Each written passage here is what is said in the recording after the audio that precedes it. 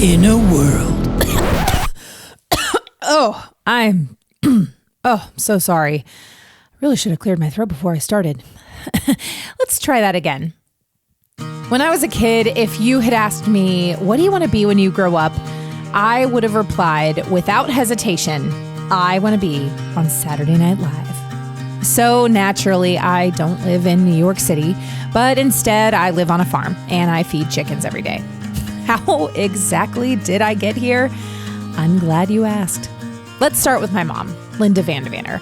She was an Army nurse in the Vietnam War. She wrote the bestselling memoir, Home Before Morning. She was my best friend.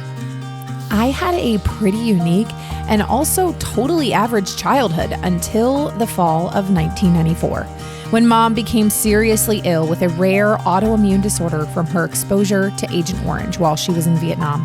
Agent Orange was a toxic chemical, by the way, not some James Bond character. She passed away when I was a senior in high school. Up until that point, I had done a pretty good job of holding my life together. But after she died, it was all downhill. In college, I poured myself into the pursuit of worldly success, from being in a sorority and starring in the campus sketch comedy group to being student body president. I looked great on the outside, but on the inside, I was crumbling.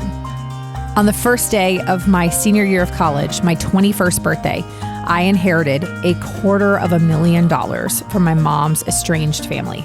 And so I did what all totally mature, emotionally stable 21-year-olds do with $250,000. I saved and I invested.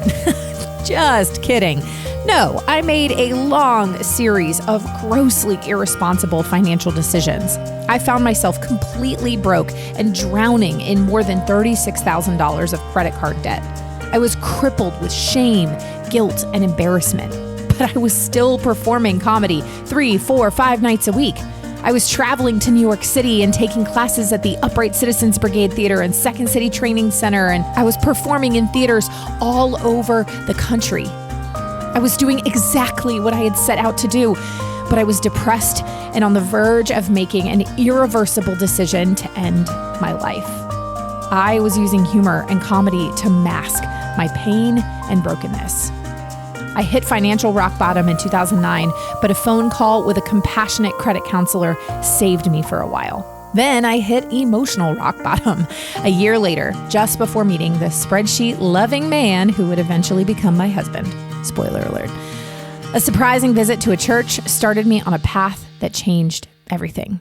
I'm Molly Stillman, and I'm the author of If I Don't Laugh, I'll Cry: How Death, Debt, and Comedy Led to a Life of Faith, Farming, and Forgetting What I Came into this room for. But here's the thing. This isn't just my story. It's your story too. Your story looks different than mine, but there's a commonality. If we're blessed to live long enough, we'll experience all that life has to offer. The laughter, the tears, the pure joy, and the deep grief. We'll win some and we'll lose some. There will be love and there will be heartbreak.